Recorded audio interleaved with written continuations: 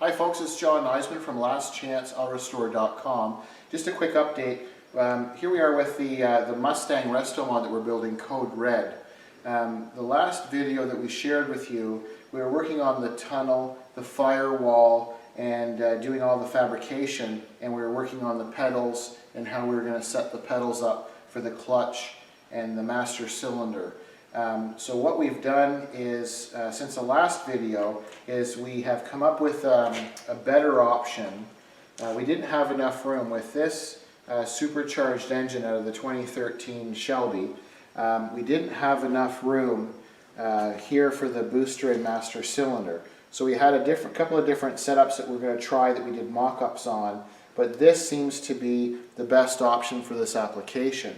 I'm not sure if the camera can pick it up. So what we've done is we've purchased a special kit from Wilwood, and it has this aluminum frame, and it has, like it's got their name, I don't think it'll be able to pick it up, but you see it's Wilwood here, and it's basically it's a pocket that sets into the firewall, and then we've done quite a bit of measuring and marking for the location, and then we have these lines which are going to be adjustable, as you can see here.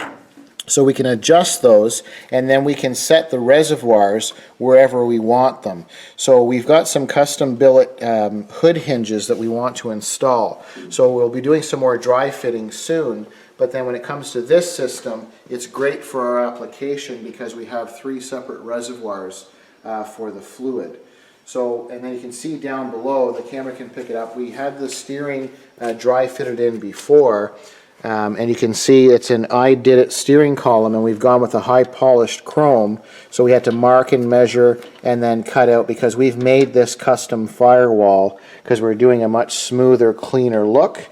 So you can see it's coming together quite nicely here, and this was the last item other than the air conditioning unit that we needed to measure and mark and dry fit in. So we set the motor and transmission back into place one last time to make sure we have this part correct, and then we'll share with you, we'll just cut away here, and then we'll set the camera up on the inside so you can see what the pedals look like.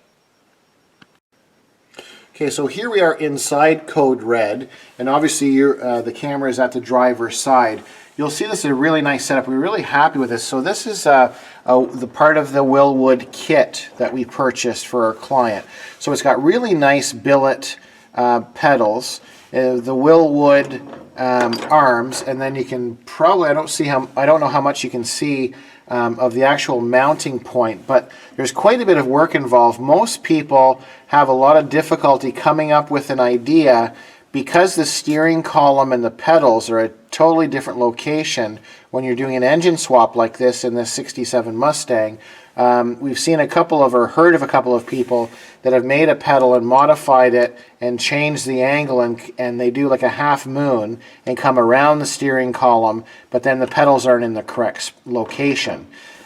This way we still have proper room for our gas pedal, and it's fly-by-wire, so we want to make sure that we have it set up properly. So we got our I did it column, and we went with that high polished chrome, so it's all dry fitted in place. And then we can see we have lots of room here for both pedals, and then we'll be setting up the rest of the kit, but you can see where that's going to be a really nice look, and it's going to be very effective. And then just to touch on it, just to the right of it, we talked in a previous video, you can see where we've built this custom console, and it's stronger, and we reinforced it because of the extra torque and power. This is the lid that we shared with you in a previous video that's going to set in here, but now you get a visual because, as I mentioned in an earlier video, we've built this vehicle with an idea of access if we need to do any type of servicing on this car later on down the road. So if they ever need to replace the clutch, pressure plate, and release bearing, if we welded this plate in solid, as I mentioned before, the only way to get access to that is to pull the motor and tranny out through the front, which would be a tremendous job. So with this setup, these are going to be, we've got speed nuts in here, we'll have nice hardware. That plate's bolted in place, as we showed previously. With it removed, you can see my pencil, you can see you have access to the bolts.